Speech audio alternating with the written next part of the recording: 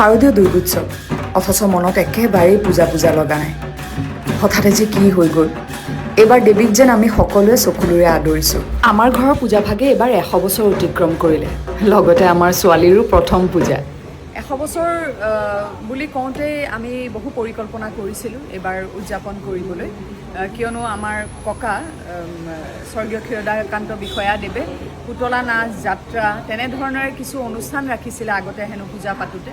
গতিকে এইবাৰ আমিও নলবাৰীৰ পৰা এগৰাকী জ্যেষ্ঠ শিল্পী পুতলা নাচৰ আমন্ত্ৰণ জনাইছিলোঁ, যাত্ৰা আমন্ত্ৰণ জনোৱা হৈছিলে, সংগীতানুষ্ঠান ৰখা কথা, নৃত্য প্ৰতিযোগিতা, সেই সকলোখিনি আমি এইবাৰ বাতিল কৰিছোঁ। কাৰণ কাৰো মনত এবাৰ আনন্দ লাগি থকা নাই। কিন্তু শক্তি পূজা যিহেতু আমাৰ পূজাভাগ হ'ব, আমি ফেব্ৰুৱাৰী মাহত আমাৰ আইতা অৰুণাময় বিষয়াকো হেৰুৱাইছিল।